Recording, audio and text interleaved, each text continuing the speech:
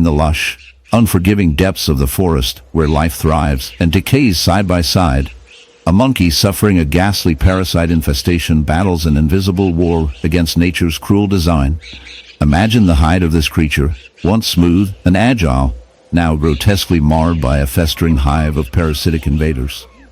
The skin bulges in painful nodules, weeping dark fluids mixed with pus, each oozing pocket a miniature ecosystem breeding countless larvae, wriggling incessantly beneath the surface. These parasites, relentless in their destructive feast, gouge into muscle and fat with tiny razor-sharp mouthparts, their feeding frenzy leaving trails of necrotic tissue and crippling inflammation. It's a living nightmare etched into flesh, a raw, brutal testament to the harsh realities of survival in the wild.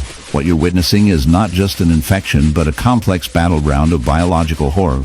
Parasitic infestations like this corrupt the host's body from within, turning it into a perfect shelter for these creatures to thrive. In the murky depths where light barely penetrates, a haunting scene unfolds. A dolphin, once a symbol of grace and vitality, now a living canvas of torment. Its sleek, silvery skin, usually smooth and glistening like liquid mercury, is marred by a grotesque wound riddled with clusters of muscles. These sharp-shelled parasites cling tenaciously, burrowing into the flesh and flesh beneath, turning what should be a picture of aquatic elegance into a tableau of decay. The sight is almost surreal, rows of barnacles that have evolved into more insidious hitchhikers, invading tissue and feasting on the dolphin's very essence. A brutal reminder that even the most majestic creatures of the ocean are not immune to nature's cruelty. This horrific mussel infestation begins innocuously, yet quickly escalates into a morbid spectacle. Mussels, small bivalve mollusks that one might imagine as mere placid sea dwellers, become something far more sinister when they find a living host, normally attached to inert surfaces like rocks or ship's hulls. These invasive mussels latch onto the dolphin's skin, their gritty edges grinding relentlessly against living flesh. The wound's edges are ragged, raw, and weeping, a testament to the chronic abrasion and bacterial onslaught that the infestation invites. Beneath the shell's hard facade lies a disturbing ecosystem of decay, with necrotic tissue providing both shelter and sustenance to an array of microorganisms. This isn't just a surface nuisance. It's a slow, gnawing invasion that compromises the dolphin's mobility, its ability to hunt, and potentially its very survival. Mussel infestation on marine mammals like dolphins is an unnerving intersection between biological excess and environmental imbalance. These tiny invaders excrete enzymes. Deep within the murky waters of a forgotten Amazonian swamp lies a giant cloaked, not just in the shadow of its own size, but in a grotesque assault on its very flesh. Here swims the anaconda, a serpent often romanticized as the epitome of raw wild power. Yet today, we peer beneath the surface, revealing a horror rarely seen, a vast, festering wound teeming with parasites, an open wound that tells a tale both repulsive and fascinating. Picture the emerald scales, slick with slime and coated in grime, broken and peeling away, exposing writhing masses of tiny invaders burrowing greedily into living tissue. The air is thick with the mingled scent of decay and damp earth, nature's own battlefield where survival has chosen the most gruesome weaponry. Infestation. This wound is no simple injury. It is a sprawling colony of parasites, each organism a master of exploitation, thriving in the anaconda's blood, muscle, and skin. These parasites range from slimy leeches and burrowing worms to microscopic larvae nestled like sinister jewels beneath the serpent's shimmering scales. The skin here is aghast with raised, inflamed nodules, red and angry, oozing thick, yellowish pus, an unmistakable sign of extreme infection. The parasites feed not just on flesh, but on the lifeblood, sapping strength relentlessly, turning the great snake into a hollow shell of its former self. Clumps of sloughing skin drift away like discarded armor, some covering tiny white worms that slip and slide with a sickening wetness. It's a profound reminder that in the natural world, survival often takes grotesque forms. Parasite infestation among anacondas is a battle without end. The serpent's dense habitat provides an ideal breeding ground for these freeloaders. Waterlogged areas create spawning grounds for countless parasitic larvae, while the anaconda's slow immune response struggles to keep pace with the relentless onslaught. Some parasites latch onto the snake. Underneath the serene blaze of the midday sun stands a white horse, once the embodiment of grace and purity, Now, it is a grotesque spectacle, marred by a nightmarish hive of bee stings that pulse with an unholy symphony of agony and infestation.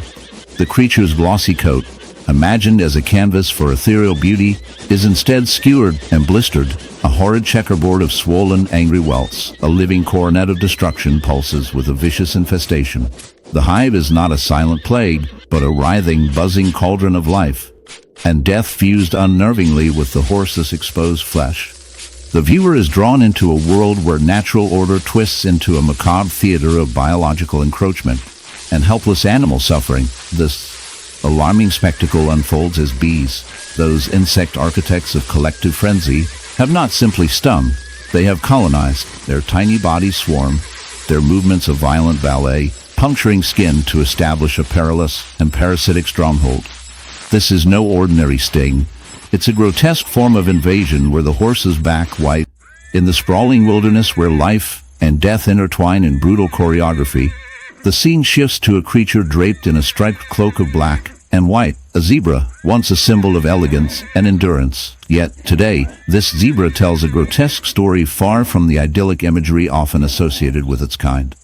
Upon its flanks is a wound that defies the natural grace one expects, a festering cavity pulsing with ceaseless agony, and a grotesque congregation of tiny assailants.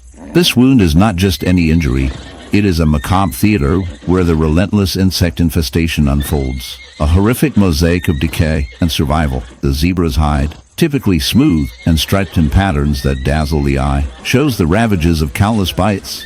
Now, the striped coat is marred by angry red patches, oozing pus, and torn flesh, a vivid testament to the parasitic siege. Insects, myriad and merciless, have colonized the wound's damp recesses, burrowing under the skin, feeding on the zebra's blood and tissue. Flies, their spindly legs covered in fine hairs, shuffle greedily, laying eggs in the moist crevices. The eggs hatch swiftly into larvae, maggots that voraciously consume the dead and dying cells, unknowingly performing a brutal form of biological recycling. This wound becomes an ecosystem of pain, populated by biting midges, gnats, and ticks, each compounding the zebra's misery, driving infection deeper and spreading bacteria that rapidly degrade what was once healthy flesh. The inflammatory response of the zebra is a visible war waged beneath the skin. Swollen and warm to the touch, the wounded area emits a pungent odor, earthy, sour, and deeply unsettling, an aromatic signature of rot and infection. The insects thrive in this odor, guided by chemical signals to the site of injury, where they feast and proliferate with cruel efficiency. The zebra's movements are hesitant and pained, a desperate attempt to swat away the persistent tormentors. But its efforts are Sisyphean. Each flinch and stomp fuels the cycle of irritation and infestation as the creatures find new angles of attack amidst torn tissue and exposed nerve endings. This convergence of biology and horror lays bare the unforgiving brutality of life in the wild. Zooming into the infinitesimal, one witnesses the creeping spread of bacterial colonies that flourish within the wound, feeding on the zebra's compromised defenses. These microbes form a dark, viscous biofilm, a slimy shield protecting the insect larvae from the zebra's immune response. The larvae, in turn, gain nourishment from these bacteria, a grotesque symbiosis that is as fascinating as it is repellent. This microscopic battlefield is a reminder that life persists in all conditions. In the wild, amid the golden grasses and whispering winds of the savanna, one finds a nightmare cloaked in majesty, a white lion, a spectral figure of nature's beauty marred by a grotesque affliction. This lion, far from the idealized symbol of power and grace, is a canvas of horror where barnacles, unyielding, calcified parasitic crustaceans, have taken root. Imagine the lion's pure pale fur, once a serene white, now shattered by these alien growths that cling to his skin like hellish ornaments. The barnacles form a tumorous, jagged crust, protruding grotesquely with spiny tips and rough edges, killing flesh beneath and turning majestic fury into a living ruin. The wound is both a battlefield and a tomb, festering with decay and horror, a window into the dark symbiosis of life and death. These barnacles, organisms you'd expect only in the cold, salty ocean tides, have made a bizarre terrestrial leap, positioning themselves on this fascinating predator due to environmental shifts, injuries, or opportunistic survival strategies. Their hard shells are armored fortresses, impervious to the lion's attempts to rid himself of them. Underneath, their mouths, and feeding parts embed deep into the lion's flesh, gnawing on muscles and blood vessels, which results in a sickly sweet smell of rotting tissue and infection. A nightmare of nature, indeed, where the white lion's white coat becomes a battlefield scarred with the debris and excretions of parasitic survival. The barnacle's life cycle is a disturbing tale of exploitation. They settle on the lion during a larval drifting stage, cling to the fur, and then dig their way in. This constant parasitic pressure drains the lion's vitality, enabling secondary infections by bacteria and fungi, turning an already bad situation into a septic mix of microbial horror. As the lion moves, each step is a painful reminder of the barnacle's grip. His skin a patchwork of wounds that ooze and attract other scavengers and parasites, creating an ecosystem of decay on a single creature. The once regal beast limps, his movements slow and anguished, a living tragedy engraved in flesh and parasite. Now, consider the infestation itself. It's a dark and intimate exchange of power, a biological colonization